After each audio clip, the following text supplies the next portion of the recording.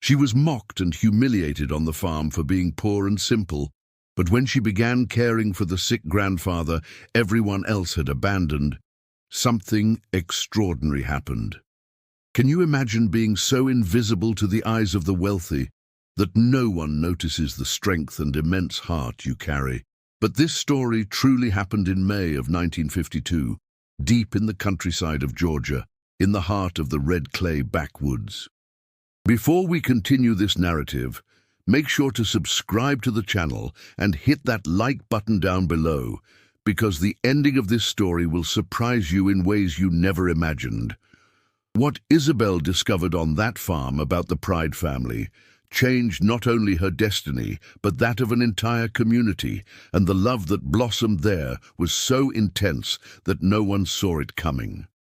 And tell me in the comments which city you're watching this story from. I love knowing where these narratives reach and touch hearts.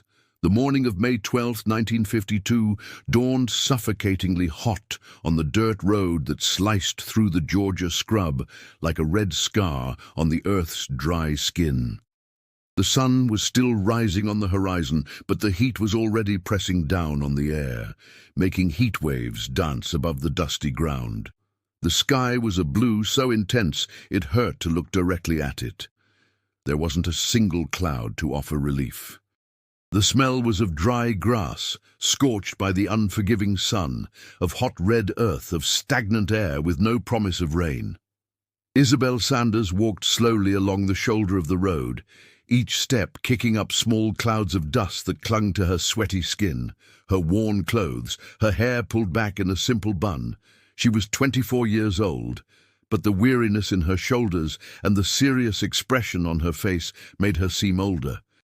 Her faded cotton dress, which had once been a light blue, was now grey from so much washing, with discreet patches on the elbows and hem. The long sleeves protected her arms from the sun, but made the heat even more unbearable. Her old shoes, made of cracked leather, pinched her swollen feet. A small cardboard suitcase tied with twine hung from her right shoulder, carrying everything she owned in the world. Isabel wasn't beautiful in the conventional way the city magazines showed. She didn't have the peaches and cream complexion of rich girls, nor the perfectly waved hair, but she had something deeper. Her dark brown eyes held an intensity that forced people to pay attention. They were eyes that had seen too much pain, too much loss, yet still held a spark of stubborn hope that refused to die. Her face had delicate features, high cheekbones, a determined chin, a firm mouth that rarely smiled, but when it did, it transformed everything. Her hands were calloused from hard work, nails short and clean, hands that knew how to care, knew how to heal, knew how to hold someone firmly when necessary. Isabel's life had been simple until 3 years ago. She grew up in Palmer's Creek, a tiny hamlet 40 miles south of there, the daughter of Sebastian and Joanne Sanders. Her father was a sharecropper, working someone else's land planting corn and beans, splitting the harvest 50-50 with the owner. Her mother took in sewing, making simple clothes for families in the region, embroidering bridal trousseaux with infinite patience and magic hands. Isabel was an only child. Her mother had lost 3 babies before her and 2 after, all born still or dying in their first few days. Isabel survived, and for that she was treated like a precious miracle. She grew up helping her mother with sewing, learning delicate stitches, learning patience, learning that a job well done was worth more than a job done fast. She also learned to care for people. When she was 14, her father fell from a tree and broke his leg. He was bedridden for 3 months. Isabel cared for him alongside her mother. She cleaned wounds, changed bandages, prepared herbal remedies her grandmother had taught her, and kept vigil through the nights when the fever came. Her father survived, but his leg healed crooked. He could never work the fields as he had before. The family faced even greater hardships. Isabel was 16 when she started working as a housekeeper at the home of Mrs. Eulalie Thorne, a wealthy widow who lived in the only 2-story house in the village. The work was heavy. She woke at 5 a.m., swept the entire house, washed clothes in a basin, ironed with heavy cast irons heated on coals, cooked, cleaned, served. Mrs. Thorne was demanding and cold, but she paid on time at the end of the month. Isabel handed all the money to her parents. She kept only a few coins to buy soap or a ribbon for her hair. It was while working in that house that Isabel met Thomas. He was Mrs. Thorne's nephew, coming from Atlanta to visit his aunt twice a year. He was 26, had studied at a good school, wore well-tailored suits, spoke beautifully. He noticed Isabel on his very first visit. He started striking up conversations when she served coffee, when she passed through the hallway, when she worked in the yard. Isabel fell in love too quickly. Thomas seemed different from the men in the village. He spoke of books, of the world out there, of possibilities. He promised he would take her to the city, that they would marry, that she would never need to work as a maid again. Isabel believed him. She believed him when he kissed her hidden behind the house. She believed him when he swore eternal love beneath the magnolia tree. She believed him when he said he was just waiting for the right moment to ask for her hand.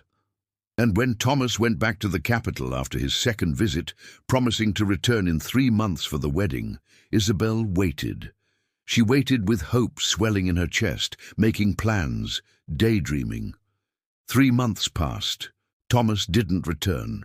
6 months passed. No letter, no message. Mrs. Thorne casually mentioned one day that her nephew had gotten married in the city to a rich rancher's daughter. A big wedding, a luxurious party, a honeymoon in New York. Isabel felt her world crumble. She didn't cry in front of anyone. She buried the pain deep in her chest where no one could see. She kept working, kept living, but something inside her died that day. The capacity to trust easily, to believe in pretty promises, to dream of happy endings. It was around this time that her mother started getting sick. First, it was a dry cough that wouldn't go away, then shortness of breath, then chest pain, then blood in the cough. The village doctor examined her and shook his head with a somber expression. Advanced tuberculosis. She needed expensive treatment, a specialized sanitarium, imported medicines, things a poor family couldn't afford. Isabel worked double shifts. She took on more sewing jobs in her spare time, washed clothes for more families, did extra cleaning, saved every penny. But it wasn't enough. It was never enough. Her mother wasted away week after week, month after month. The body that had always been strong and healthy turned into a fragile shadow. The coughing echoed through the small house day and night.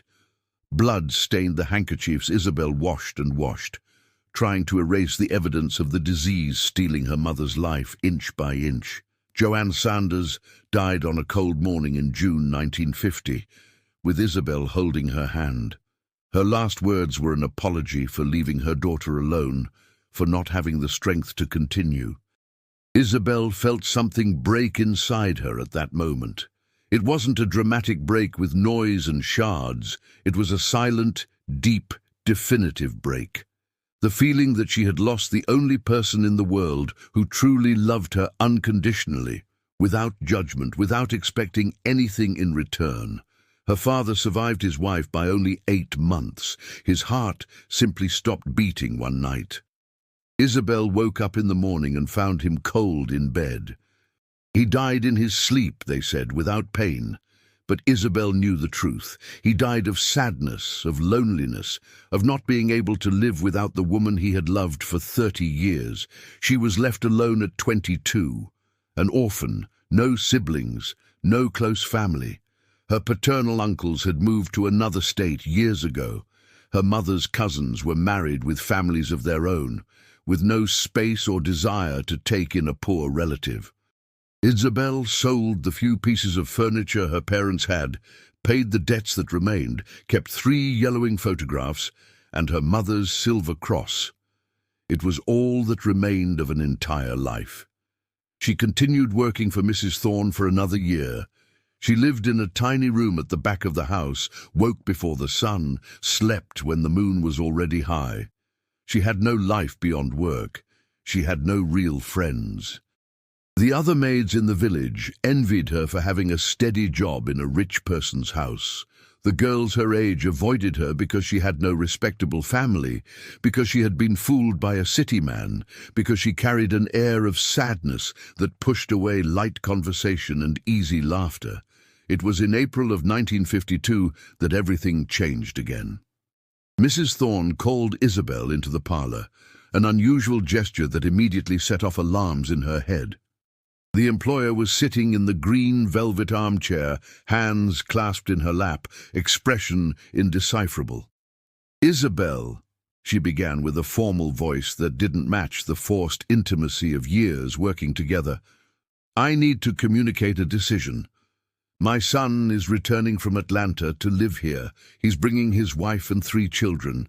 They will need the entire house. There won't be room for a live-in maid anymore. You will have to look for another place." Isabel felt the floor vanish beneath her feet.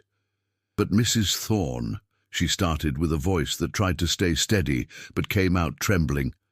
"I've worked here for 8 years. I've always done everything right, never complained, never missed a day." The woman sighed with impatience. "I know that, Isabel. You are a good worker, but circumstances have changed. There's nothing I can do. I'll give you 2 weeks to organize yourself. And as compensation, I will recommend you to acquaintances of mine who are in need of a maid," Isabel asked with a tiny sprout of hope. "Where to?" Mrs. Thorne adjusted the glasses on her nose. "An important family in the region is in need of a caretaker for the elderly patriarch who has fallen ill. Good salary, room and board included. I thought you would be perfect for the role, considering your experience caring for your father when he was bedridden." Isabel wanted to know more. "Which family?" Mrs. Thorne stood up, a clear sign the conversation was over. "The Pride family, the High Hope farm. It's about 37 miles from here. I've already sent a letter recommending you. They accepted. You start in 2 weeks. Isabel had no choice. She had no other job, nowhere else to go, no money saved to rent a room in another town. She accepted with heavy resignation settling on her shoulders. She spent the next 2 weeks finishing pending tasks, washing and ironing her own mended clothes, packing her little cardboard suitcase. Mrs. Thorne gave her a handwritten paper with instructions on how to reach the farm. "Take the main road north. When you pass the St. Joseph Chapel, turn right onto the dirt road. Another 12 miles. The farm is the only one in that region with a wrought iron gate." On the morning of May 12th, Isabel said goodbye to the village where she grew up. She had no one to truly say goodbye to. The neighbors waved politely from their windows. The grocer wished her good luck. The Reverend blessed her quickly after the service. And Isabel began to walk. She had no money for a buggy or a wagon. She would go on foot, 37 miles. She calculated she could make it in 2 days if she walked from dawn till dusk. She slept the first night under a large oak tree by the roadside, using her suitcase as a pillow, her shawl as a blanket. She slept little. The sounds of the night were frightening, crickets singing too loud, wind moaning through the leaves, animals moving in the nearby brush, but nothing happened. She woke up alive and whole. The second day of walking was harder. Her feet formed painful blisters that burst and turned into open sores. The sun burned without mercy. The water in the old canteen she had brought ran out at noon. Thirst tightened her throat. Hunger gnawed at her stomach. She had only brought 3 biscuits and a piece of cheese, which she ate on the first day, thinking she would find a place to buy more along the way. But the region was too isolated. She passed no general store, no house, no living soul. Just infinite scrubland, tall grass, twisted trees, an immense sky, and herself walking alone on a dirt road that seemed to have no end. It was mid-afternoon when she finally spotted the iron gate. It was exactly as Mrs. Thorne had described. Wrought iron with designs of flowers and leaves, already rusted in spots but still imposing. Above the gate in an iron arch were the words "High Hope Farm" in large letters. Isabel stopped and looked. Her stomach twisted into tight knots of anxiety mixed with fear and desperate hope. This was her new home. This was her new beginning, or her new end. She didn't know yet which of the two. She pushed the gate, which groaned on rusted hinges, and began to walk up the driveway. The farm revealed itself slowly as she walked. Huge pastures on each side of the road, some with cattle grazing slowly in the sparse shade of scattered trees, empty corrals, barns with red shingle roofs, some with parts missing. Everything had an air of abandonment, of a place that was once prosperous and now merely surviving. The road climbed a gentle hill, and when she reached the top, Isabel saw the big house.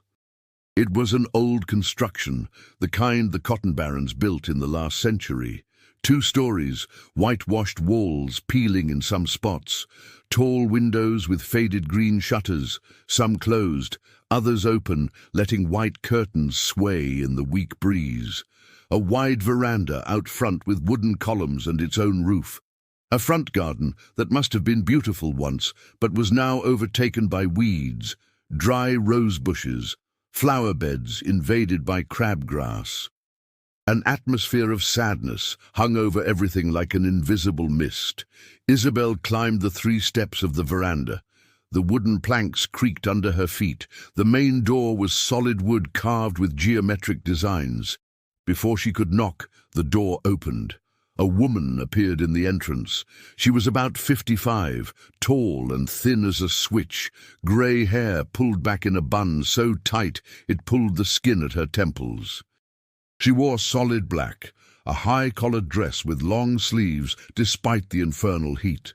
Her face was made of hard lines, thin mouth pressed into a disapproving line, cold grey eyes examining Isabel from head to toe with barely disguised contempt. "You must be that Isabel," the woman said with a cutting voice, "the one recommended by Mrs. Thorne." Isabel nodded, her throat too dry to speak. "I am Elvira Sneed," the woman introduced herself without offering her hand.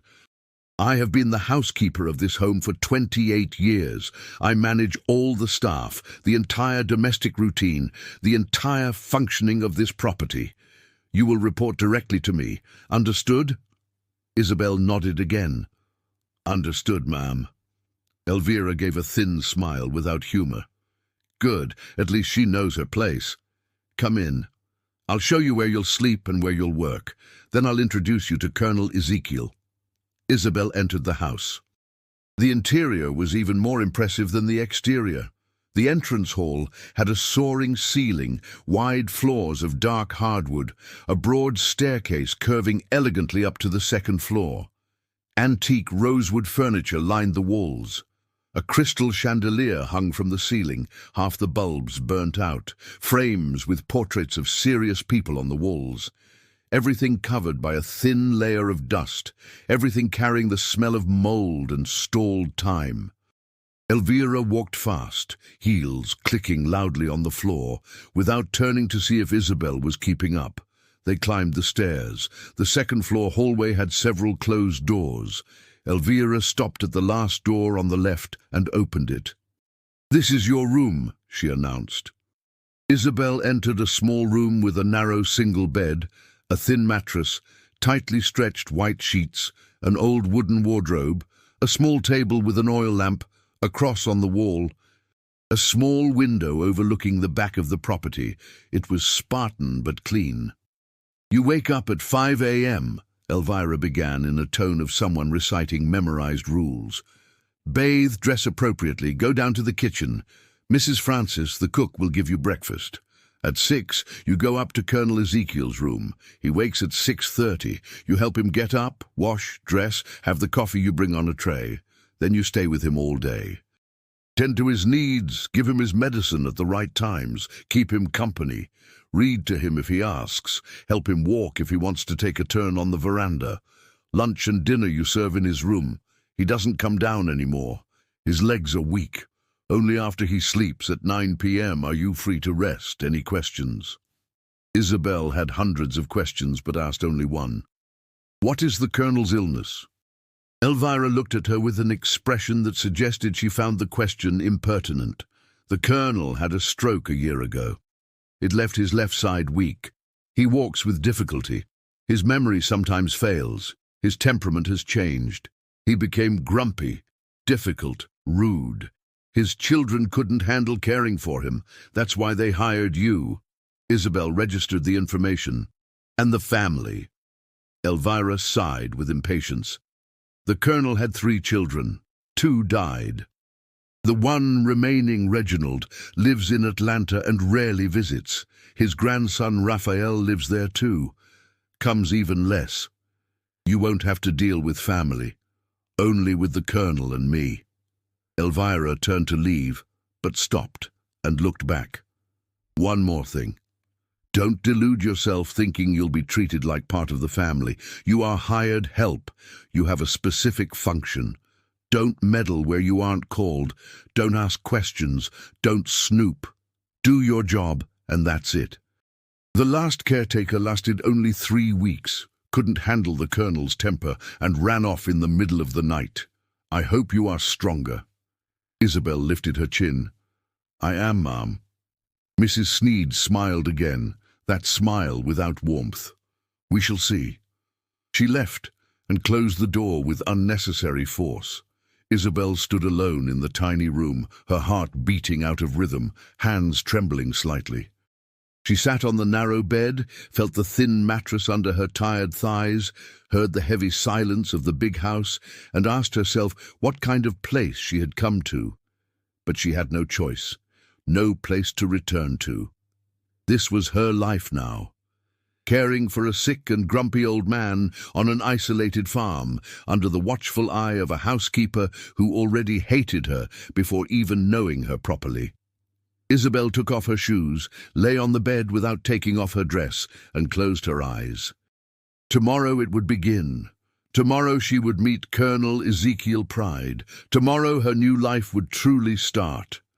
For now she just needed to rest her aching feet, her exhausted body, her tired soul.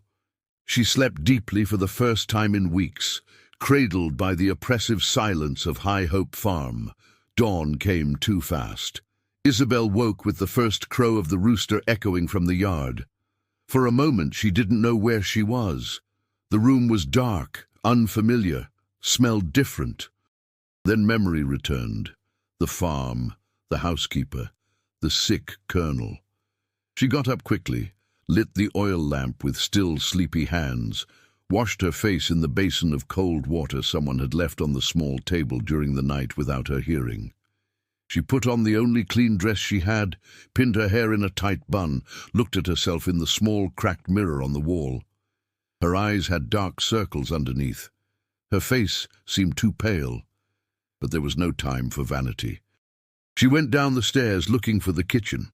The house was silent and dark. She followed the faint smell of coffee and found the door leading to the kitchen in the back. It was a large room with a huge wood-burning stove dominating an entire wall.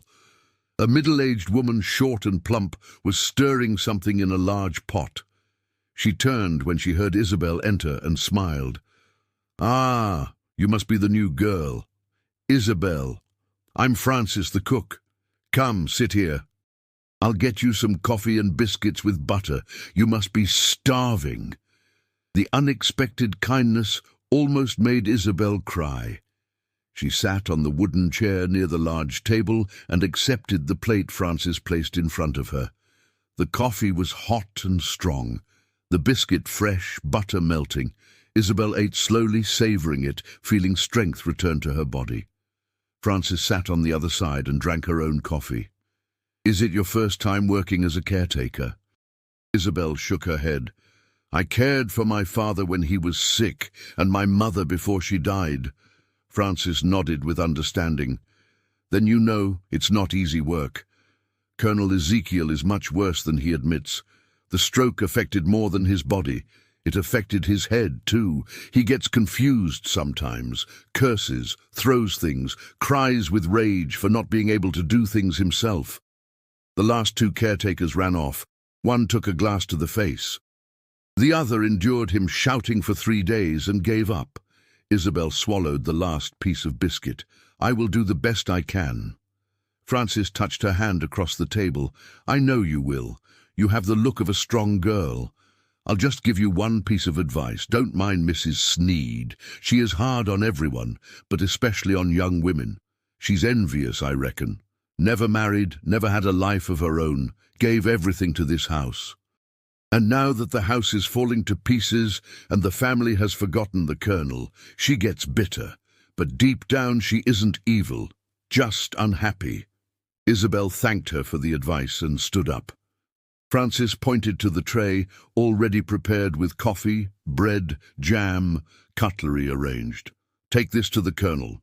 His room is at the end of the second-floor hallway, right side. Double wooden doors. Knock before entering. He doesn't like surprises." Isabel climbed the stairs carrying the tray carefully. Her hands trembled slightly. She stopped in front of the double doors, took a deep breath to calm her racing heart, and knocked 3 times. There was no answer. She knocked again. A hoarse voice shouted from inside, "Who is it? Come in already, for the love of God." Isabel opened the door and entered. The room was enormous, furnished with antique and expensive pieces. A huge 4-poster bed dominated the center, with carved columns at the 4 corners. Large open windows let the weak morning light enter along with the warm air. And in the bed, propped against the pillows, was Colonel Ezekiel Pride. He was a large man, even sick and shrunken. He must have been over 6 feet when standing. Now he seemed smaller, but still imposing. He was 82, hair completely white, too long, falling over his ears and nape. His white beard hadn't been trimmed in weeks. His face had strong features, a large straight nose, square jaw, eyes sunk in deep sockets. The eyes were what drew the most attention. Clear blue like a winter sky, still sharp and intelligent despite the illness. Eyes that had commanded people, lands, destinies. "Who are you?" the Colonel asked with a gruff voice. Isabel approached the bed and placed the tray on the side table.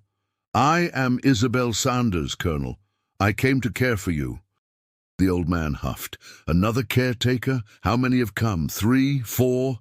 They all run off after a few days. You'll leave too." Isabel looked him directly in the eyes without flinching. "I won't, Colonel. I need this job. I have nowhere to go.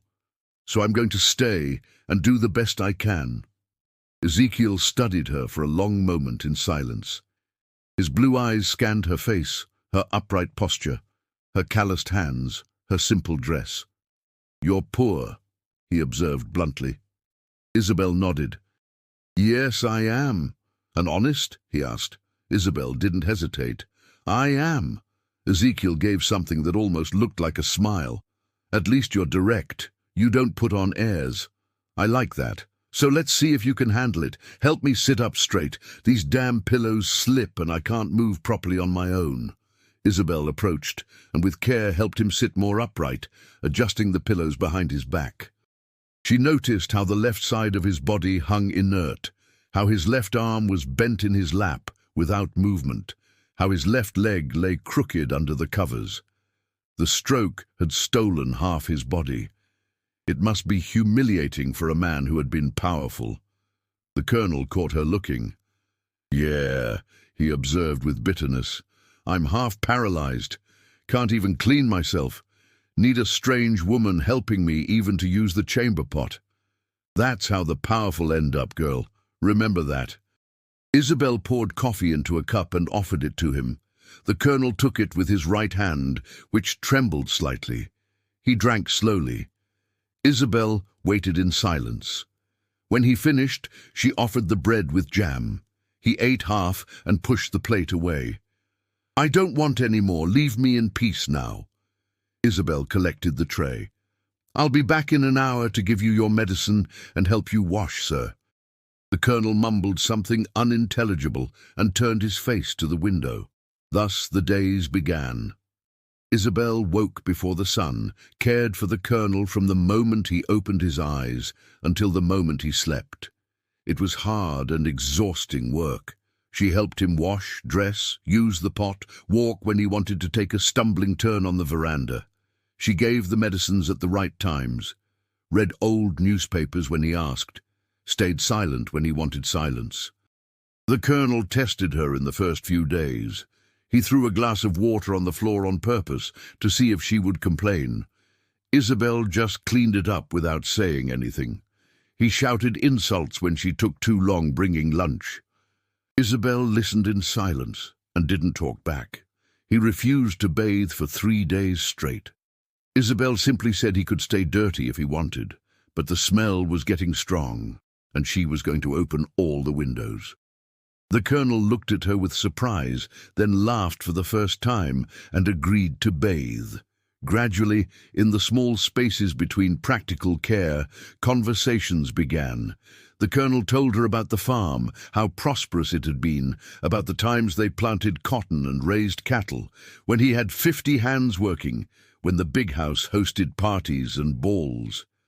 About the wife who died 20 years ago, about the 3 children he had, 2 dead in accidents while still young.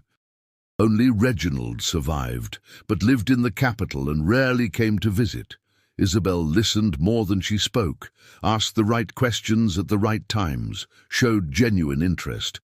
And the colonel, who had spent a whole year with no one to talk to besides Elvira and Francis, began to grow attached to that quiet girl, with sad eyes who cared for him with a patience he didn't deserve. It was in the 3rd week that Isabel noticed something strange. She was tidying the room while the colonel took his afternoon nap when she saw a small door half hidden behind a large wardrobe. The door was ajar. She hadn't noticed it before because the wardrobe blocked the view. She approached curiously and peeked. It was a tiny study, little more than a large closet, with a wooden desk, a shelf with dusty books and stacks of yellowed papers. Isabel entered slowly.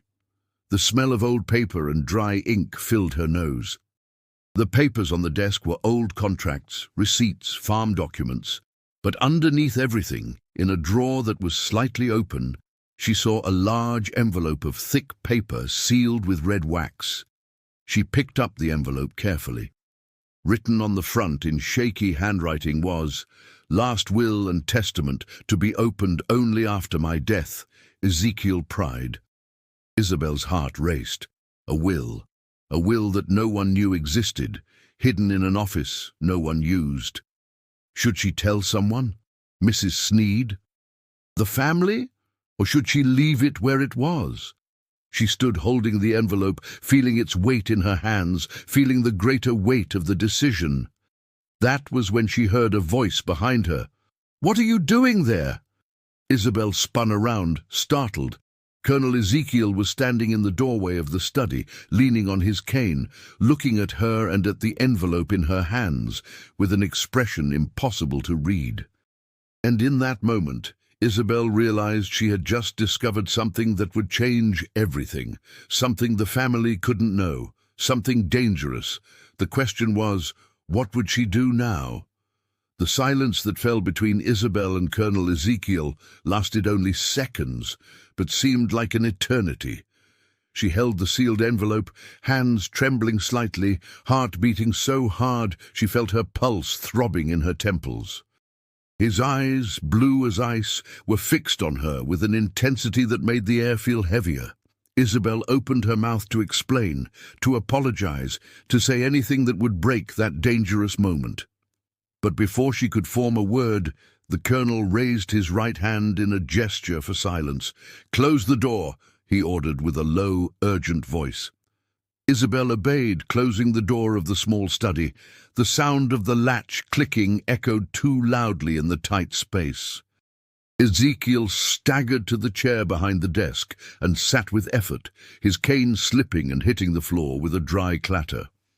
Isabel stood still holding the envelope, not knowing what to do with it, not knowing what to say. The old man looked at her for a long moment, his eyes scanning her face, as if looking for something specific. Honesty, perhaps, or betrayal. "Do you know what's in there?" he asked finally. Isabel shook her head. "No, Colonel. I only saw that it says testament." Ezekiel extended his hand. "Give it here." She handed him the envelope and he held it, trembling fingers passing over the red wax seal. "This will cannot be found by anyone other than me," he said with a voice loaded with emotion Isabel couldn't yet identify, "especially not by Mrs. Sneed, and especially not by my family." Isabel felt her throat tighten. "Why, Colonel?" Ezekiel placed the envelope on the desk and looked at her with an expression of profound weariness that went beyond the physical. "Because in this paper is the truth I hid for 30 years, the truth that could destroy the little that remains of my family, or could save what can still be saved, depends on how it's used." He took a deep breath, his chest rising and falling with difficulty. "Sit, girl. I'm going to tell you a story. And then you will decide if you keep working here or if you run off like the others." Isabel sat in the wooden chair on the other side of the desk, her hands clasped in her lap, squeezing each other to hide the tremor. Ezekiel began to speak, his voice coming out hoarse and paused, carrying the weight of decades of guilt and regret. "I had 3 children," he began. "Reginald, Charles, and Teresa. The 2 boys were from my first marriage. Teresa was from my second wife, Lucy. The girl was different from her brothers. She was stubborn, hard-headed, wanted to study, wanted to work, wanted things that girls from good families didn't want back then. We fought constantly. I was hard on her. Too hard, I realize now." He paused, eyes lost in distant memories. When Teresa was 22, she fell in love with one of the farmhands, John Miller. Good man, honest worker, but poor. No name, no land, no future beyond working for others his whole life. I forbade the relationship, said she was going to marry the son of a rich rancher in the region, had it all arranged. Teresa refused. Ran off with John one night. They got married in secret in the next town over. When they came back to ask for my blessing, I kicked them both off the farm, said she was dead to me, that she would never step foot on this property again, that I had no daughter anymore.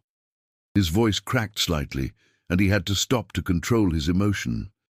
Isabel waited in silence, feeling the weight of the story revealing itself. Ezekiel continued. 2 years later, Lucy, my wife, told me Teresa had had a daughter, a granddaughter I would never meet because I was too proud and stubborn to forgive. Lucy begged me to go after Teresa, to make peace. I refused, said the decision had been made and I wouldn't go back on it. 3 months later, Teresa died, a fever that turned into an infection. Died in a poor house, without money for a doctor, without help from her family. John was left a widower with the little girl. He tried to come back, asked for his job back, offered to work for free just to have a place to live with the child. I drove him off the property, said I never wanted to see his face again. Silent tears began to run down the old man's wrinkled face. Isabel felt her own chest tighten with compassion. The girl grew up not knowing she had a grandfather, that she had family. John raised her alone. He died when she was 15. The girl was left alone in the world. And I, Isabel, I knew all of this. Knew I had an orphaned granddaughter with no one, needing help. And I did nothing, because my damn pride was bigger than anything, bigger than love, bigger than family, bigger than decency. He took a deep breath, trying to regain control. Years later, when Reginald grew up, I married him to a girl from a wealthy family. Left everything to him in the official will, the one registered at the courthouse, the farm, the lands, everything, because he is the only son left, the male heir. But then Charles died in a horse accident. He was 28. I lost 2 children because of my pride and my stubbornness. That was when I started thinking about Teresa. About how unjust I was to her. About how the granddaughter I never met must be out there without knowing she has family, without knowing she has a right to part of this inheritance. Ezekiel touched the envelope on the table. This will here, he continued, is a correction of injustice. In it, I divide the inheritance into two equal parts, half for Reginald and his descendants, half for Teresa, or in her absence, for her daughter, my granddaughter. I put detectives to look for the girl, found out she is alive, found out where she lives, but I didn't have the courage to go after her. How would I explain? How would I ask forgiveness for abandoning her whole life? The will is my way of compensating. When I die, she will receive what is hers by right. Will have a chance at a better life. Will know that her grandfather, even being too cowardly to meet her in life, at least tried to do the right thing in the end. Isabel was completely paralyzed, processing everything. The story was devastating. The guilt the old man carried was palpable, filling the air of the small office. But there was something else, something that wasn't being said. Isabel asked with a soft voice, "And why is the will hidden here? Why isn't it at the courthouse with the lawyer?" Ezekiel looked at her with reluctant admiration. "You're sharp, because Reginald cannot know about this will while I'm alive. He will try to convince me to change it. We'll say the girl deserves nothing, that she isn't part of the family, that I am senile, and Mrs. Sneed will help him. She is loyal to Reginald, not to me. If she knows about this will, she will tell him immediately." "And the grandson?" Isabel wanted to know. "Raphael?" Ezekiel shook his head slowly. "Raphael is more complicated. He is a good boy deep down, but his head is full of city ideas. Thinks the farm is a burden, that it's a thing of the past. Wants to sell everything, invest in modern businesses. If he knows half the inheritance goes to a cousin he doesn't even know, he'll be furious. Will think I am betraying the family. Won't understand. No one will understand. That's why I need this will, to stay hidden until I die. Afterwards, my lawyer in Atlanta has instructions to open and execute it. But until then, no one can know." He looked directly into Isabel's eyes. "And now you know, girl. You know the secret that can change everything. The question is, what are you going to do? Are you going to tell Mrs. Sneed? Are you going to tell Reginald when he comes to visit? Are you going to use this knowledge to take advantage?" Isabel felt the weight of the trust placed in her. She also felt something deeper, understanding, empathy, because she understood what it was to lose family, what it was to be alone, what it was to carry guilt. "I won't tell anyone, Colonel," she promised with a firm voice. "It's not my secret to tell, and I'm not a person who uses others' secrets for my own benefit." Ezekiel studied her for a long moment. Then he nodded slowly. "I believe you. I don't know why, but I believe you. You have something in your eyes, an honesty that cannot be faked, a kindness that cannot be bought." He stood up with difficulty, leaning on the desk. Isabel stood up too to help him. "Help me push the wardrobe back. We need to hide the study door again. No one can know you entered here." Together, with considerable effort, they pushed the heavy wardrobe a few inches until the study door was completely hidden. The sealed envelope stayed inside, guarding secrets and unfulfilled promises. 2 weeks passed since that day, 2 weeks where Isabel carried the weight of knowledge alone, 2 weeks where she observed Mrs. Sneed with new eyes, perceiving how the housekeeper reported everything that happened in the house to Reginald through weekly letters. 2 weeks where the routine continued the same on the surface, but everything had changed underneath. Isabel cared for the Colonel with even greater dedication. They developed the silent intimacy of those who share important secrets. Ezekiel told more stories about the past, about Teresa as a child, about how she was joyful and brave, about how he should have supported instead of rejected her. The memories came with tears and regret, and Isabel listened, held his trembling hand, offered comfort she herself needed and never had. It was on a hot afternoon in late May that everything changed again. Isabel was helping the Colonel walk slowly on the veranda when she heard the sound of an engine coming from the road. A black car, a new model, coming up the farm drive, kicking up a cloud of red dust. The colonel stopped and sighed heavily. "It's Raphael," he said with a mixture of joy and apprehension. "My grandson. He came to visit finally." Isabel felt her stomach twist into tight knots without understanding why. The car stopped in front of the house. The door opened, and a man got out. Isabel saw him for the first time and felt something strange happen in her chest. A pull, a spark, something she hadn't felt in years. Raphael Pride was 32. He was tall, over 6'1", broad shoulders, the body of someone who exercised regularly, even living in the city. He wore grey dress trousers, a white shirt with sleeves rolled up to the elbows, a brown vest, no tie. His black hair was cut short and combed back with pomade. His face had strong features inherited from his grandfather. Square jaw, straight nose, thick, dark eyebrows. But the eyes were different. They were dark brown, almost black, intense and intelligent.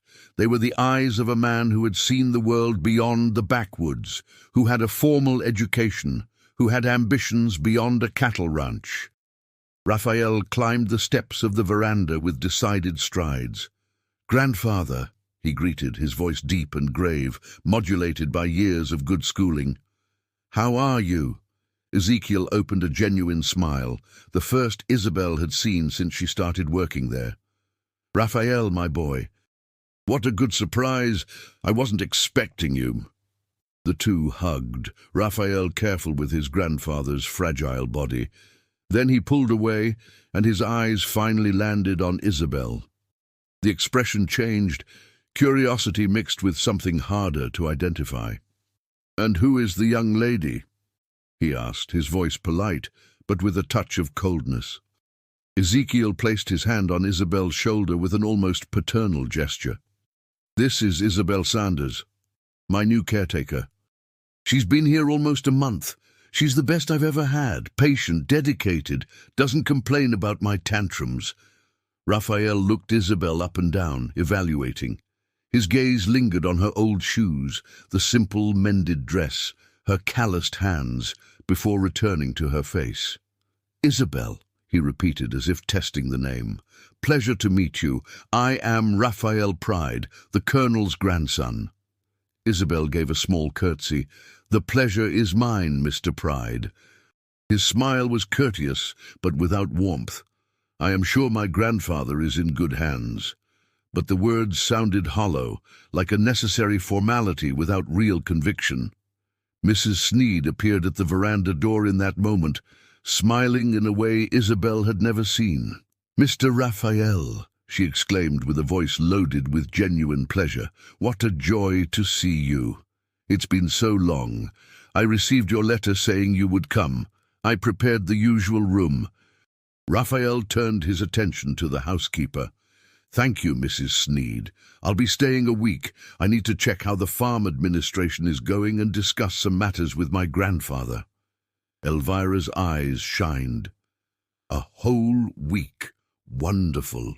I will prepare your favorite dinners, and we have much to talk about regarding the situation here." Isabel saw the look the housekeeper cast in her direction.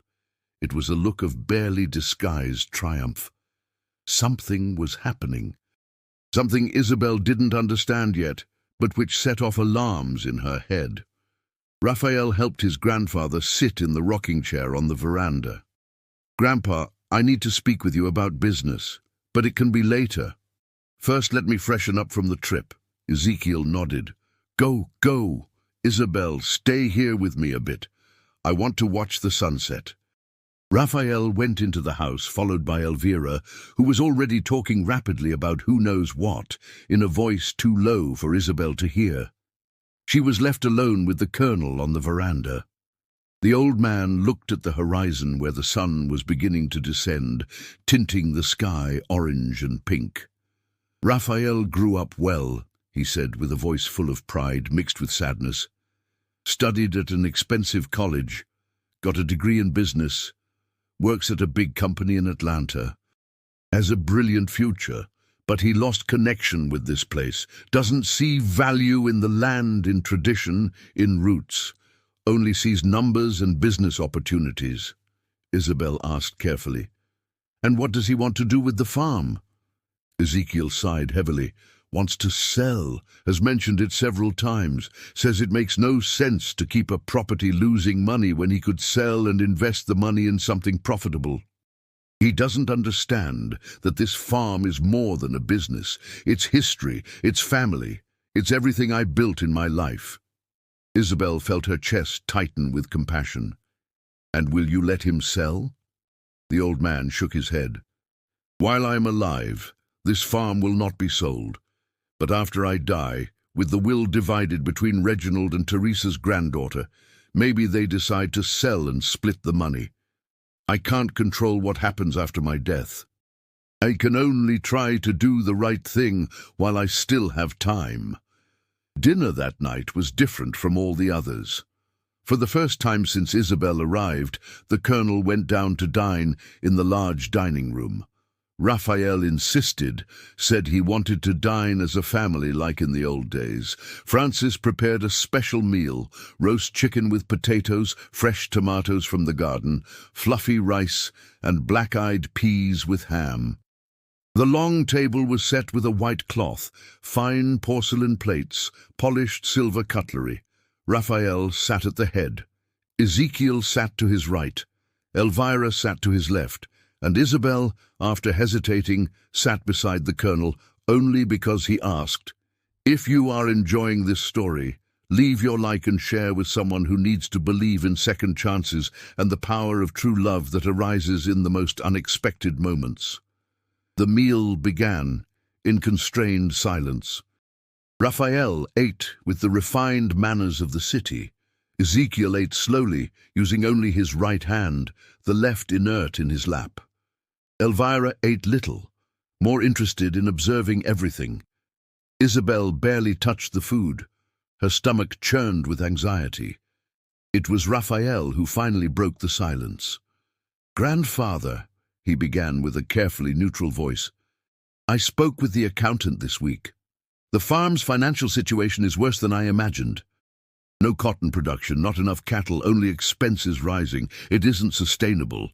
Ezekiel put his fork on the plate with more force than necessary. "I already know where you want to go with this, Raphael, and the answer is still no." Raphael sighed, showing tested patience. "I'm not saying to sell tomorrow. I'm saying we need to think about the future. When you are no longer here, this property will be a burden for my father. He doesn't want to manage a farm. He wants to retire peacefully in the city. Selling now, while there are still interested parties, makes economic sense." Ezekiel slammed his fist on the table, making the plates rattle. "I am not dead yet, boy. And while there is air in my lungs, this land stays where it is." A tense silence descended, like a heavy quilt over the table. Isabel saw the muscles in Raphael's jaw feather as he clenched his teeth. He was clearly fighting to control his temper. "Fine, grandfather," he agreed with a voice forced into calmness. "We won't discuss that right now, but we do need to talk about other things. About the will, for example. Are you certain everything is up to date, that all your wishes are properly documented?" Isabel felt the blood turn to ice in her veins. She looked at Ezekiel and saw the old man go pale. "What do you mean by that?" Ezekiel asked, his voice dangerously low. Raphael took a sip of wine before answering. "Mrs. Sneed told me you've been having lapses, confusion, that sometimes you don't remember things correctly. It's the effect of the stroke. I'm worried that someone might take advantage of that. Someone without scruples who has access to you, who might manipulate you into making changes to the estate that don't reflect your actual wishes." His gaze landed on Isabel for a fraction of a second before returning to his grandfather. His dark eyes were cold as stone. Isabel understood immediately. He was insinuating that she could be that person, that she was manipulating the old man. Anger rose hot in her throat, but she bit her tongue. It wasn't her place to speak. Ezekiel, however, had no such restraint. "Are you implying that Isabel is manipulating me?" he shouted, his hoarse voice trembling with fury. "This girl who cares for me with a patience that no member of my own family has shown? Who helps me dress, wash, and keep my dignity when my own body betrays me?" Raphael raised his hands in a placating gesture. "I'm not insinuating anything specific, grandfather. I'm just saying we need to be careful. Vulnerable people are easy targets." Mrs. Sneed decided to enter the conversation. "With all due respect, Colonel," she began with a sugary voice, "Mr. Raphael is right to be concerned. We know nothing about this girl's history. Where she came from, what family she has, why she accepted such an isolated job. It is prudent to be cautious." Isabel felt all her defenses crumble. She felt exposed, judged, condemned without the right to a defense. The words rose up before she could stop them. "Excuse me," she said, her voice trembling as she tried to maintain control, "but I've never done anything other than care well for the Colonel. I never asked him for anything, never tried to influence anything. I'm not a person without scruples." Raphael looked directly at her for the first time during dinner. The look was hard, assessing, without a drop of kindness. "No one said you are," he replied with cutting coldness. "But understand that this is my family, my grandfather, my responsibility to protect, and I will do whatever is necessary to ensure that nothing underhanded happens." Isabel felt tears of humiliation burn her eyes. She wouldn't cry. She wouldn't give them that satisfaction. She rose from her chair with controlled movements. "Excuse me," she said softly. "I've lost my appetite. I'm going to my room." She left the dining room with firm steps, climbed the stairs, entered her tiny room, and locked the door. Only then did she let the tears fall. Tears of anger, of humiliation, of injustice. She hadn't done anything wrong, nothing but honest work, caring for a sick old man with genuine dedication. And yet she was treated like a potential criminal, a gold digger, a threat, because she was poor, because she was hired help, because she had no name or family to shield her. She sat on the narrow bed and cried silently in the dark, loneliness crushing her chest with a familiar weight. Downstairs in the dining room, Ezekiel was furious. "You had no right to do that," he said, his voice shaking, "to humiliate the girl like that. She didn't deserve it." Raphael ran a hand through his hair, a gesture of frustration. "Grandpa, I'm just trying to protect you."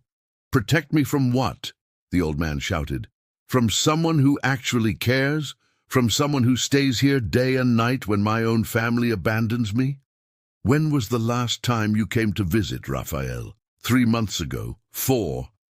Isabel is here every day, every night, caring, having patience, treating me like a human being and not a burden." The silence that fell was heavy with guilt. Raphael looked at his plate, unable to find an answer. Mrs. Sneed tried to intervene again, but Ezekiel raised a trembling hand, asking for silence. "Enough. I'm tired of it. Isabel stays. Period.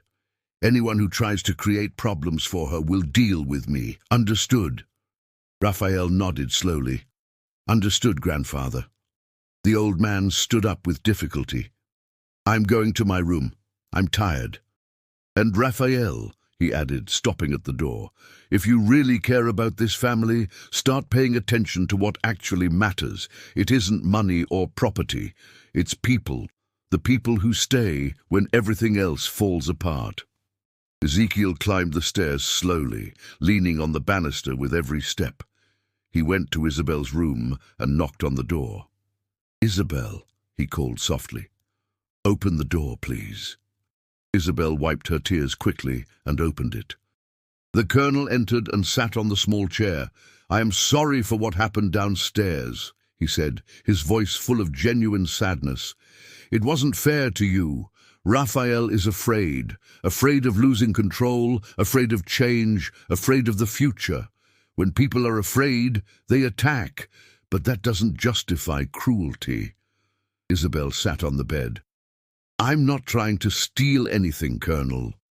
The old man smiled with tenderness. I know that, child. I know exactly who you are. And that is why I trust you. In the following days, Raphael stayed on the farm, watching everything, observing how Isabel cared for his grandfather with infinite patience, how she helped him walk along the veranda every morning, steps slow and careful, how she prepared his medicines at the exact times, never forgetting a single one, how she talked with him through the long afternoons, listening to repeated stories without complaining, how she read to him at night, her soft voice lulling the old man until he slept. Raphael watched all of this from a distance, arms crossed, expression unreadable, and something began to change. It was on the third night that he witnessed something that made him stop and truly pay attention. It was late. Raphael woke up thirsty and went down to get water. When he passed the second-floor hallway, he saw a light on in his grandfather's room. He approached silently and looked through the ajar door. Ezekiel was having one of his episodes, his body shaking violently, foam at the mouth, eyes rolled back, and Isabel was there. She held his head firmly, preventing it from hitting the headboard. She spoke in a calm, controlled voice. "Colonel, I'm here. You are safe. Breathe with me. Slowly. That's it. Breathe." Raphael stood paralyzed, watching. The seizure lasted less than a minute, but seemed like an eternity. When it passed, Ezekiel was exhausted and disoriented. Isabel wiped the foam from his mouth with a damp cloth, adjusted the pillows, covered him with care. "Sleep now," she whispered. "It's over. I'm here. I'm not leaving." She sat in the chair beside the bed, holding the old man's trembling hand until he slept again. Only then did she allow her own hands to shake. Only then did the fear appear on her face. Only then did silent tears flow. Raphael entered the room slowly. Isabel turned, startled, wiping her tears quickly. "Mr. Pride," she whispered, "I didn't mean to wake anyone." Raphael approached. "How long has this been happening?" he asked, his voice low. "The seizures." Isabel hesitated. "3 times since I arrived. The doctor said it's an effect of the stroke. It can happen from time to time. There isn't much to do other than ensure he doesn't hurt himself." Raphael looked at his grandfather sleeping, so fragile and small in the big bed. Then he looked at Isabel. "You do this alone?" She nodded. "Mrs. Francis is a heavy sleeper. Mrs. Sneed doesn't like to be disturbed at night, so I handle it." Raphael felt something tighten in his chest. Guilt, perhaps, or belated recognition. "I'm sorry," he said finally, "for what I said at dinner, for the way I treated you. It was unjust." Isabel looked at him with surprise, her dark brown eyes shining in the dim light of the oil lamp. "You don't need to apologize," she replied softly. "I understand you were protecting your family." Raphael shook his head. "No, I was being prejudiced and arrogant. I judged you without knowing you. I saw only a poor maid and assumed the worst. But seeing you now, seeing how you care for him with genuine love and dedication, I realize I was completely wrong." The silence that fell between them was different. It was no longer charged with tension and hostility. It was something softer, more uncertain, more promising. Isabel broke the silence. "The Colonel talks about you a lot," she said, "with pride. He loves you very much." Raphael smiled with sadness. "And I love him, but I drifted away. Life in the city, work, responsibilities. I used everything as an excuse not to come, because seeing him like this, so weak, so dependent, hurts too much. It reminds me that we are all mortal, that one day we will lose the people we love." Isabel understood perfectly. "I lost my parents a short time ago," she shared in a low voice. "I know exactly what that pain is like, and I know that the time we have with the people we love is too precious to waste." Raphael looked at her with new understanding. He sat in the chair on the other side of the bed. The two stayed there in silent vigil, protecting the old man sleeping between them. And in that moment, something began. Something small, but significant. A connection. A mutual recognition of shared loneliness and loss. A spark of something that didn't have a name yet, but made the heart beat a little faster. Dawn broke, and Raphael hadn't slept. He spent the night talking quietly with Isabel about everything and nothing. About her life in the village, about his life in Atlanta, about dreams and fears, about the past and the uncertain future. For the first time since he arrived, Raphael saw Isabel not as hired help or a threat, but as a woman. A strong and kind woman, intelligent and good-hearted, beautiful in a discreet but undeniable way. Her expressive eyes, the rare but transformative smile, the hands calloused but delicate. And Isabel saw Raphael not as a rich and arrogant boss, but as a man, a scared and lost man, trying to balance family expectations with his own desires, carrying his own wounds and frustrations. In the following days, Raphael began to spend more time on the farm. Not just in the office checking account books, but on the veranda with his grandfather and Isabel. He helped with the morning walks, read newspapers to Ezekiel when Isabel was busy, talked about the history of the farm, about the plans his grandfather had had, about the changes time had brought.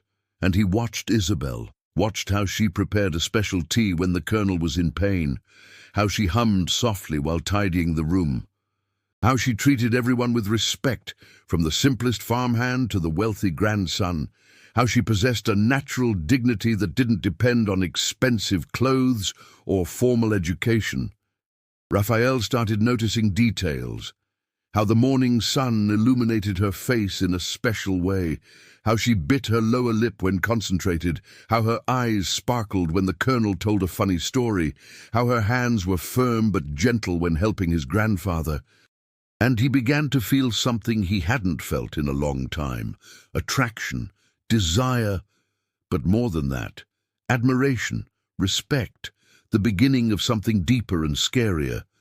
It was on an afternoon in June that everything almost fell apart again. Raphael was in the main farm office when Mrs. Sneed entered without knocking. "Mr. Raphael," she said with an urgent voice, eyes shining with malicious excitement. "I need to speak with you about something serious." Raphael stood from his chair. "What happened?" Elvira closed the door and approached. "I've been watching that Isabel as you asked, and I discovered something very worrying. I saw her coming out of a secret study in the colonel's room, a place he always kept locked. She had papers in her hand. I couldn't see what they were, but I know she was reading things she shouldn't." Raphael's blood ran cold. "What kind of papers?" Elvira shrugged. "I don't know. But it could be a will, could be farm deeds, could be anything. The fact is, she is snooping where she wasn't invited. She is taking advantage of the trust the colonel places in her. I warned you this would happen. Poor help always looks for a way to get ahead." Raphael felt anger rise, but this time it was different. It wasn't anger at Isabel. It was anger at himself for listening to Elvira from the start, for judging without knowing, for causing unnecessary pain.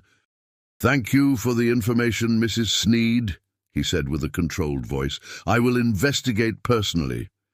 The housekeeper smiled with satisfaction and left. Raphael stood in the office, his mind working quickly. He had two choices. He could confront Isabel, accusing her again of misconduct, or he could trust the intuition that had been growing, trust the girl who cared for his grandfather with genuine love, trust someone for the first time in a long while. He went up to the colonel's room. Ezekiel was sleeping. Isabel was sitting in the sewing chair, mending one of the old man's shirts. Raphael sat beside her. "Isabel," he began softly, "I need to ask you something, and I want you to be completely honest with me." Isabel placed the sewing in her lap and looked at him. Her light brown eyes were serene. "What is it?" Raphael took a deep breath.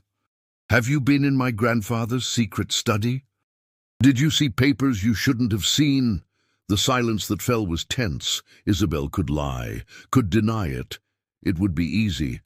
But she looked at Raphael and saw something in his eyes. It wasn't an accusation. It was a genuine question. It was giving a chance for honesty. She decided to risk it. Yes, she admitted with a firm voice, I entered the study. I saw the will, and the colonel told me about Teresa's granddaughter, about the injustice he wants to correct, about the secret that cannot be revealed until he dies, and I kept that secret because it was entrusted to me, because I respect his wishes, because it is the right thing to do. Raphael sat completely still, processing.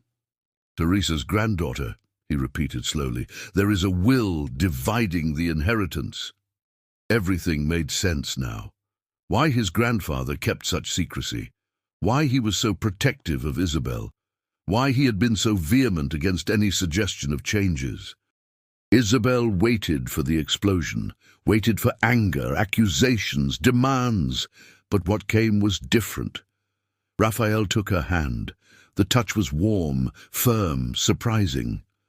Thank you for telling me, he said, his voice thick with emotion, for trusting me, for being honest when it would be easier to lie. Isabel felt something break inside her, all the defenses she had built over the years, all the walls erected after Thomas, after her parents, after all the rejection and loss. The tears came without warning. Raphael pulled her into a hug without thinking twice, and Isabel let herself be held. For the first time in years, she allowed herself to be vulnerable, to be cared for instead of always caring. She cried on his shoulder while he stroked her hair with a tenderness that surprised them both. When they finally separated, something fundamental had changed between them. It was no longer rich grandson and poor maid. It was Raphael and Isabel. Two lonely people who had found an unexpected connection.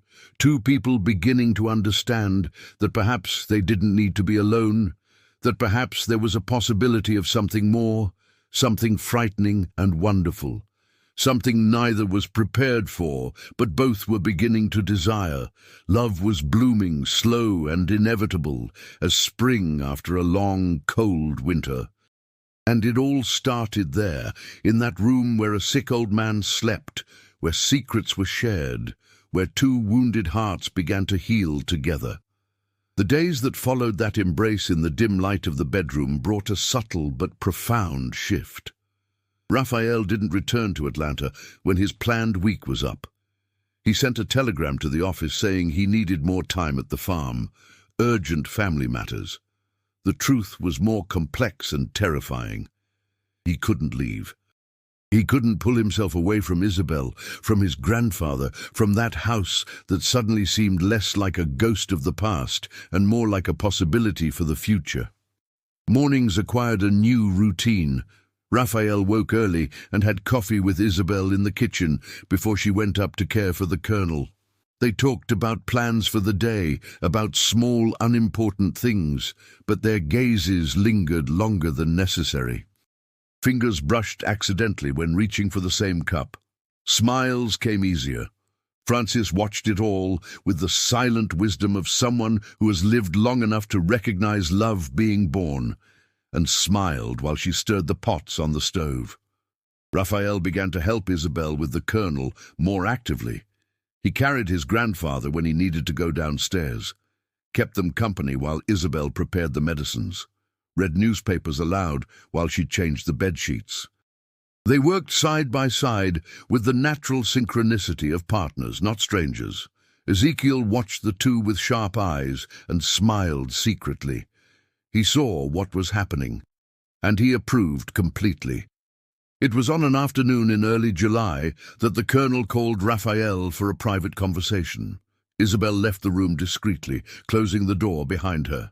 Ezekiel looked at his grandson with a serious expression. "Raphael, my boy," he began, his voice weaker than usual, "I need to talk about Isabel." Raphael felt his stomach tighten. "What about her?" The old man smiled tenderly. You are in love with her. That's not a question, it's a statement. I can see it. And she is in love with you too, even if she won't admit it yet. Raphael opened his mouth to deny, to protest, but closed it again. He couldn't lie. Not to his grandfather. Maybe I am, he admitted in a low voice. But it's complicated, Grandpa. She's the help. I'm the heir.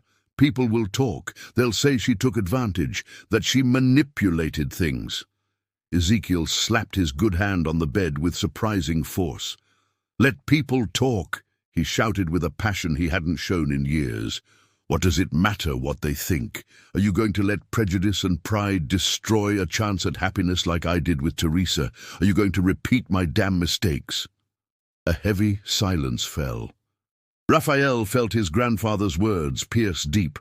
No, he replied finally, I won't repeat your mistakes, but I also can't simply ignore reality. Isabel deserves more than being seen as a gold digger. She deserves respect, honor, recognition. Ezekiel nodded, satisfied. Then give that to her. Marry her the right way. Introduce her as your choice, not as a shameful secret. Show the world you are a man strong enough to choose for love, not for social convenience.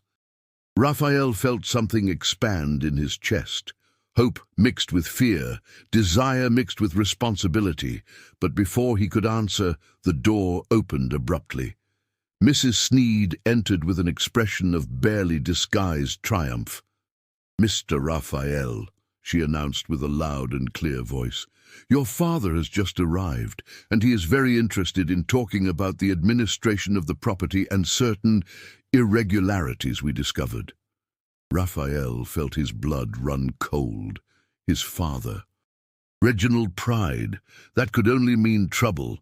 He went down the stairs to find a tall, thin man of 58 waiting in the entrance hall. Reginald Pride looked like an older, hardened version of Raphael. The same face with strong features, same dark eyes, but they carried a coldness Raphael never wanted to have. His father wore a full suit despite the heat, tie perfectly knotted, shoes gleaming. He was a businessman down to his bones. Raphael, he greeted dryly, we need to talk. About your grandfather, about the farm, and about certain worrying influences that seem to be affecting important family decisions. Raphael crossed his arms. What influences? Reginald walked into the living room and sat in the armchair, as if he owned the place. Technically he would one day, Raphael thought bitterly. Mrs. Sneed keeps me informed about everything that happens here, Reginald began, and I am concerned about this maid who has free access to my father. A girl with no family, no adequate references, no verifiable past. And suddenly my father is changing his behavior, getting protective of her, acting suspiciously. Raphael felt anger rise. Isabel is an excellent caretaker. Dad is better than he has been in months thanks to her. Reginald gave a dry laugh without humor. Of course, that is exactly what someone being manipulated would say. Raphael, you are young, inexperienced in these things. Women like that know how to take advantage of vulnerable men. My father is sick, confused. It is our duty to protect him from decisions he might regret. Raphael took a step forward, his voice coming out low and dangerous. What kind of decisions? Reginald looked directly at him. Changes to the will, strange donations, promises made under undue influence. We need to ensure the official will is the only valid one. That there are no hidden surprises that might complicate the inheritance when the time comes. Raphael understood immediately. Elvira had told him about the secret study. Maybe she didn't know the details, but she told enough for Reginald to be suspicious. There is nothing wrong with Grandpa's will, Raphael said, with a firmness he didn't feel. And even if there were, it would be his choice, not ours. Reginald stood up with a brusque movement. You are being naive. Or worse, you are being seduced too. I saw how you look at that maid. Don't be an idiot, Raphael. A woman like that isn't for marrying. She's for hiring, paying for the service, and sending away when you don't need her anymore." The anger exploded in Raphael before he could control it. "Don't talk about her like that," he shouted, his voice thundering in the enclosed space. "Isabel is an honorable, honest woman who cares for your father better than any of us ever did. Where were you when he had the stroke? Where were you when he needed help? Where were you when he cried alone at night because his family abandoned him? You have no right to judge her. None of us do." Reginald went pale, then red. "Watch your tone, boy. I am still your father, and I have legal rights over the decisions of this family." It was in that moment they heard a noise coming from upstairs. The sound of something heavy falling, then a muffled scream. Raphael ran for the stairs, taking the steps 3 at a time, Reginald right behind him. They entered the colonel's room and found a devastating scene. Ezekiel was on the floor beside the bed, fallen, trying to get up without success. Isabel was kneeling beside him, holding his head in her lap, tears streaming down her face. "He tried to get up on his own," she explained, with a desperate voice. "I had stepped out for just a minute to get water. When I came back, he was falling. Raphael, he isn't responding right. Something is wrong." Raphael knelt on the other side and examined his grandfather. Ezekiel's eyes were open but unfocused. His mouth hung to one side. His right arm, the one that still worked, was limp. "Another stroke," Raphael whispered, icy horror spreading through his body. "We need the doctor. Now!" Reginald stood in the doorway, completely paralyzed by the sight of his father on the floor. It was Isabel who took control. "Francis!"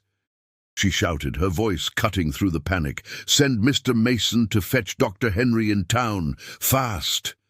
Then she turned to Raphael. "Help me put him on the bed. We need to keep him warm and comfortable until help arrives." Together, with extreme care, they lifted the old man and placed him on the bed. Isabel covered him with blankets, checked his pulse, his breathing. Her hands trembled, but her movements were precise, trained. She knew what to do. She had done this before with her own parents. Raphael stayed by her side, holding his grandfather's hand, his other hand gripping Isabel's. United in the crisis, forgetting everything else beyond the man they loved, fighting for his life. Dr. Henry arrived an hour later, which seemed like an eternity. He examined Ezekiel with an increasingly somber expression. He shook his head slowly. "It was a massive stroke," he announced with a grave voice. "Much more serious than the first. The right side has also been affected now. He is completely paralyzed. And you saw how his consciousness is altered. He isn't recognizing you properly." Raphael felt the world crumble. "Will he recover?" The doctor hesitated. "Honestly, I don't know. The next 48 hours are critical. If he makes it through, he might improve, or he might get worse. There is no way to know. All we can do is keep him comfortable and wait." The 48 hours that followed were the longest of Raphael's life. He and Isabel took turns at the colonel's bedside, never leaving him alone. Reginald stayed on the farm, but kept his distance, clearly uncomfortable with illness and imminent death. Mrs. Sneed circulated through the house with an expression of pre-packaged mourning. But Isabel refused to give up. She talked to Ezekiel constantly, even without answers. Told stories, sang lullabies her mother had sung to her, held his lifeless hand. Raphael watched all of this and felt his love grow until it no longer fit inside his chest. It was on the second night, when Raphael insisted Isabel rest for a few hours, that he was alone with his grandfather. He sat in the chair and held the cold, lifeless hand of the old man. "Grandpa," he whispered with a broken voice, "don't die yet, please. There is so much I need to say, so much I need to do. I want you to meet your future great-grandchildren. I want you to know I'm going to marry Isabel, that I'm going to do it the right way like you said, that I won't let prejudice destroy a chance at happiness." Ezekiel's eyes, which were closed, opened slightly. His mouth tried to move. Raphael leaned closer, heart racing. "Grandpa, can you hear me?" A single tear trickled from the corner of the old man's eye. His right hand, which hadn't moved in 2 days, trembled slightly and squeezed Raphael's fingers with surprising strength for a fraction of a second before relaxing again. It was an answer. It was approval. It was a blessing. If this story is touching your heart, you know what to do. Like, subscribe, and share with someone you love. Raphael called Isabel, who came running. Together they kept watch, while Ezekiel breathed, every breath seeming like the last, every second too precious. And it was there, in that shared vigil, that Raphael took Isabel's hand. "When all this passes," he said, his voice hoarse with emotion and fatigue, "I want to talk to you about the future. Our future." Isabel looked at him with wide eyes. New tears welled up, but this time they weren't just of sadness. They were of hope, of possibility, of love finally recognized. Ezekiel survived that night, and the next. On the 3rd day, the doctor returned and examined him with surprise. "I don't understand," admitted Dr. Henry. "Given the severity of the stroke, he should have died, but he seems to be stabilizing. It's almost a miracle." Isabel and Raphael exchanged a look. They knew what it was. It wasn't a miracle. It was love. It was the will to live. It was knowing he still had right things to do, right people to bless, legacies to leave. Ezekiel began to improve slowly. His consciousness returned clearer. He recognized people again. He couldn't move, couldn't speak properly, but his eyes shone with his old intelligence and determination. And he watched Raphael and Isabel with obvious satisfaction whenever he saw them together. A week after the stroke, Reginald decided to return to Atlanta. Before leaving, he entered his father's room. Ezekiel looked at him with eyes that said everything, even without words. Reginald lowered his head, ashamed. "I'm sorry, Dad," he murmured, "for not having been here, for having abandoned you, for having been a coward." Ezekiel couldn't answer, but his left hand, with immense effort, lifted a few inches. It was forgiveness. It was acceptance. It was love, despite everything. After Reginald left, Ezekiel made gestures indicating he wanted pen and paper. Isabel brought them and held the paper while he wrote with extreme tremors, using the left hand that still had some movement. The letters were almost illegible, but the message was clear. "Find granddaughter. Teresa, before late." Raphael read it and nodded. "I will find her, Grandpa, I promise. Isabel and I will find her together." The two began the investigation immediately. Ezekiel had kept an old address on a paper inside the will envelope. It was an address in a small village near Macon. Raphael and Isabel left on a clear morning in August, leaving Francis caring for the colonel. The car trip took 3 hours over dusty dirt roads.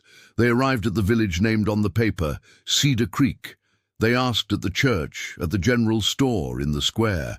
They were looking for a woman of about 28, daughter of Teresa Pride and John Miller, an orphan since childhood. It was the elderly preacher who finally gave them the lead. "Ah, yes," he said with recognition. "I knew Teresa, poor thing. Died too young. Her daughter grew up here. Anna Miller. Good girl, hard-working. Married a good boy from the region 2 years ago. Has a little son now. Lives on the Oliver Farm, 10 miles north." Raphael and Isabel exchanged a look of hope, mixed with nervousness.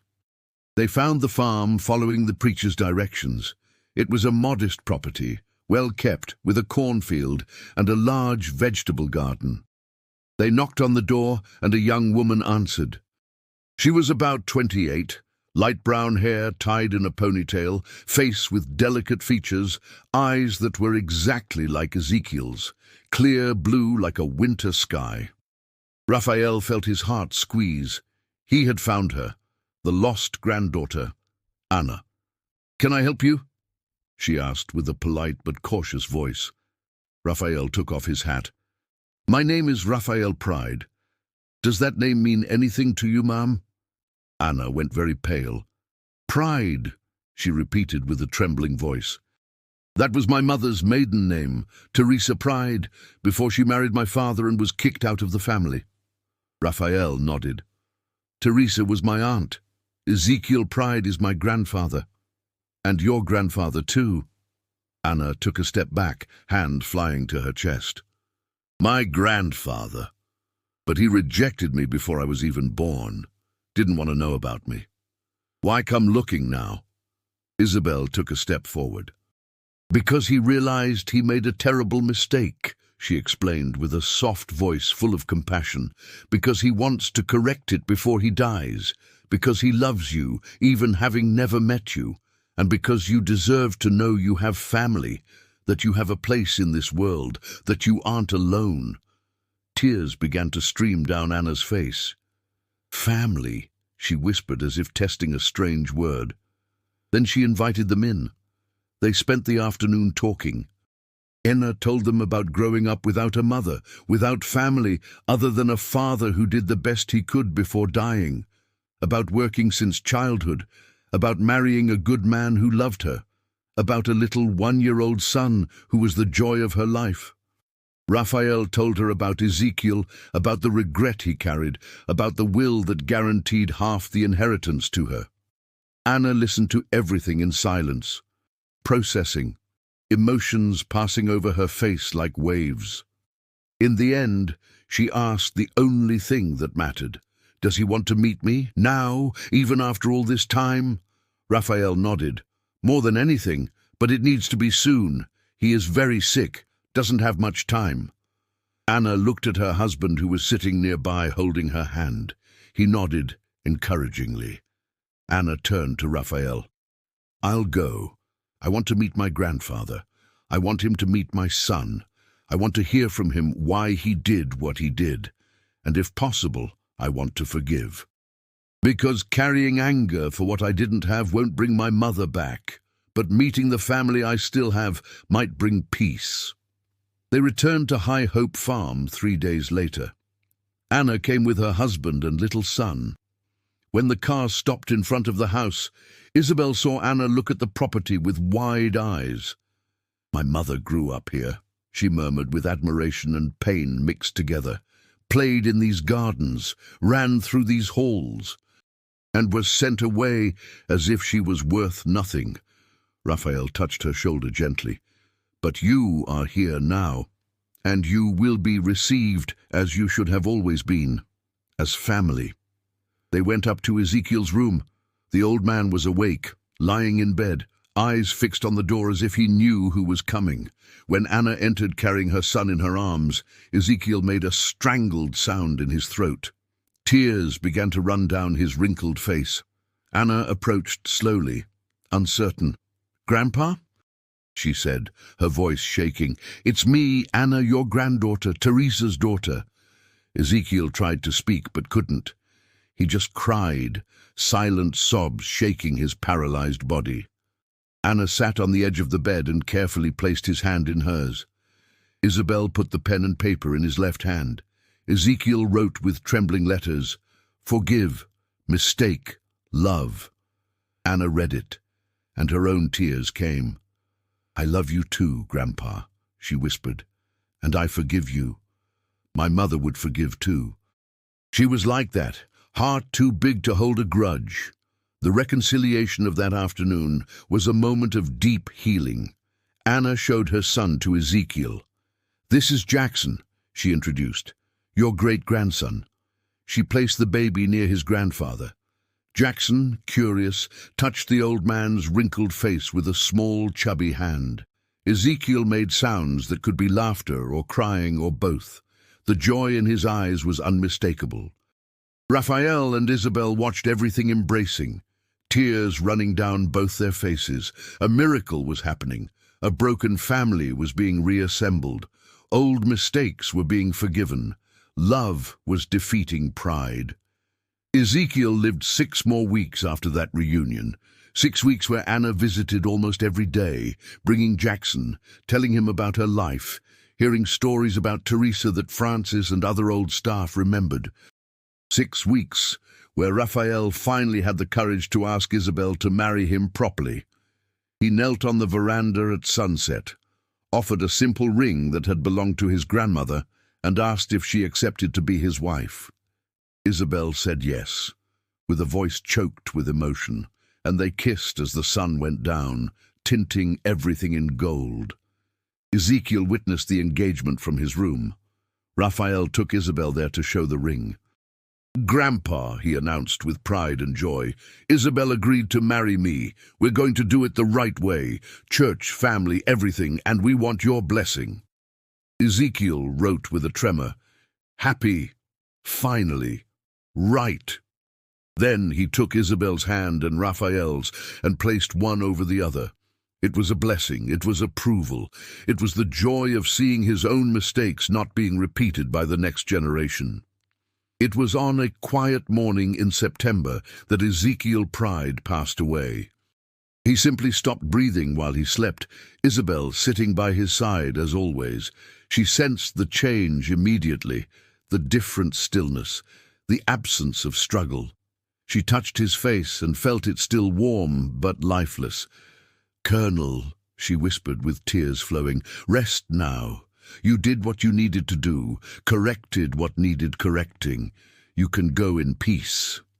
She called Raphael, who came running, and held her while they both cried.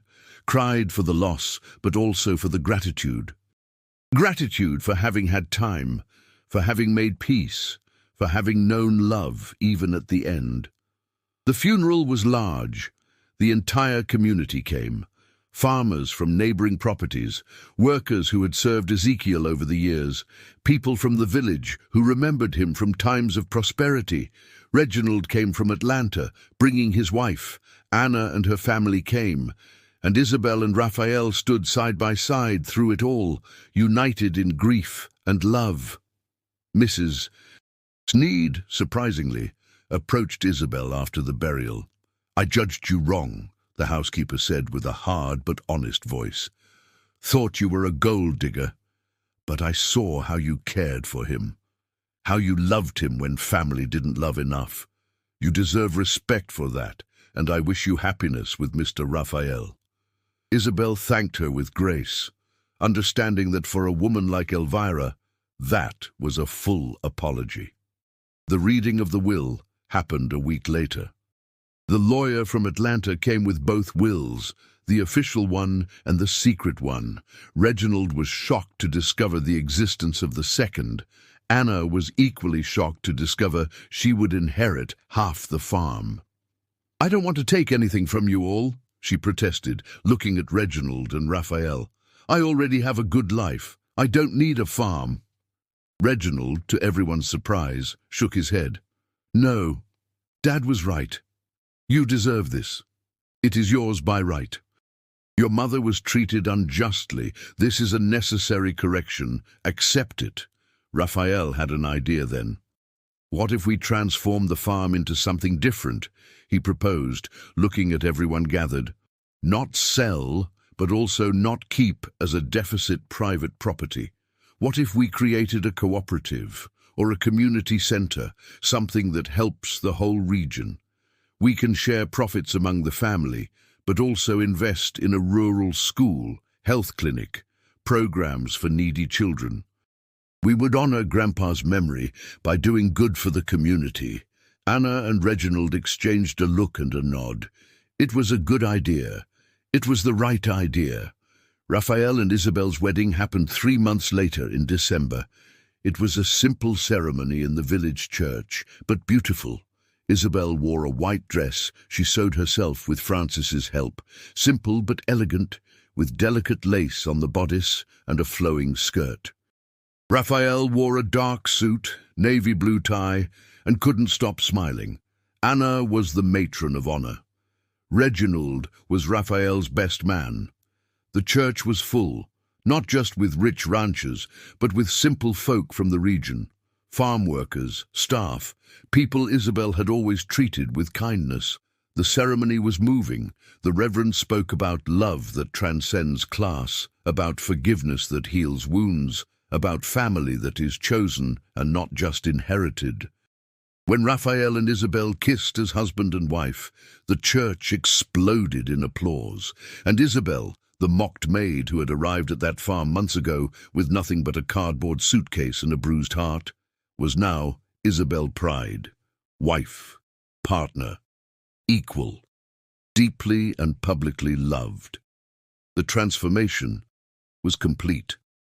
Not because she changed who she was, but because she finally found people who saw her real value, who saw beyond poverty and saw goodness, strength, intelligence, love.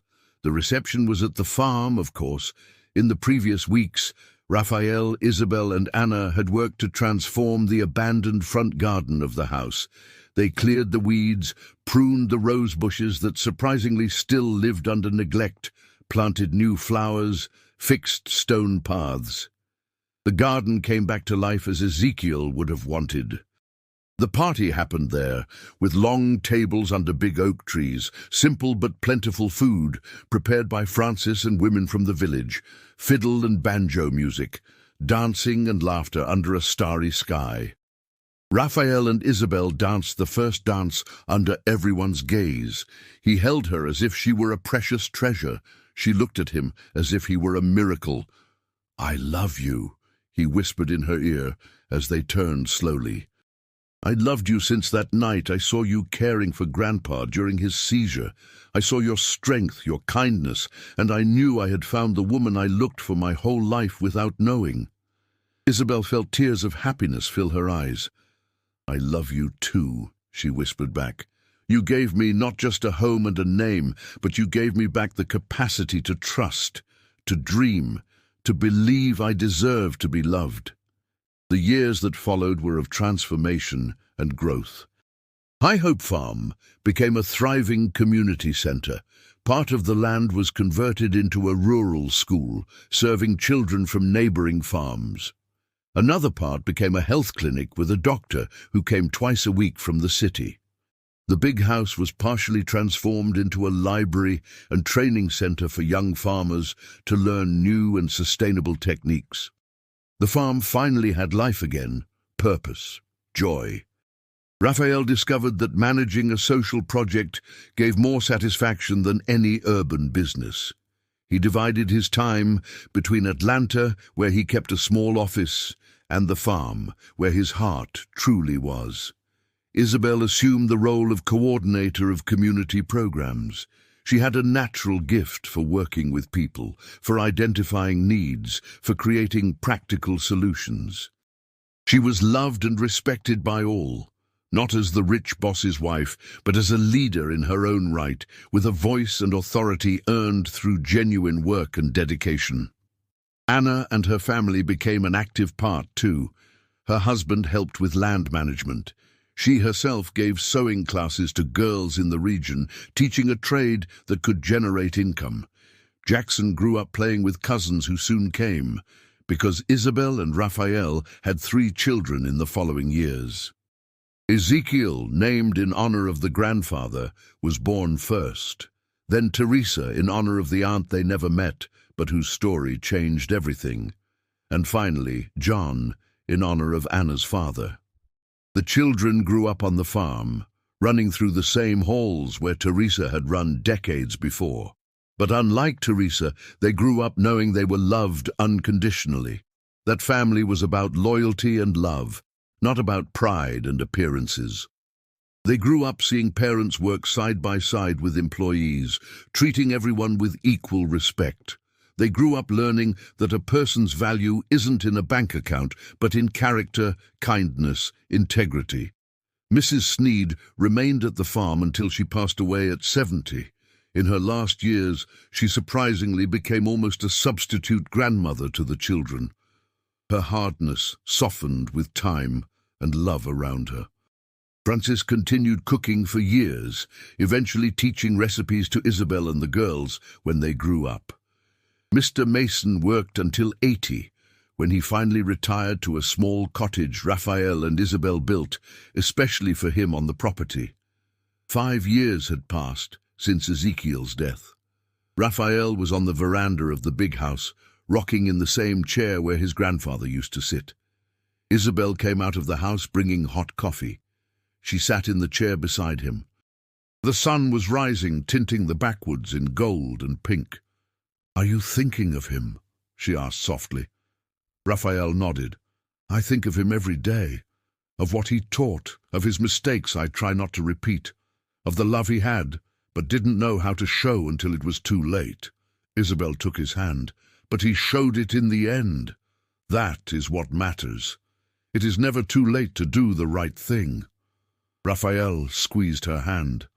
"Thank you," he whispered, "for everything, for caring for him, for teaching me what really matters, for being the perfect partner, for building this life with me."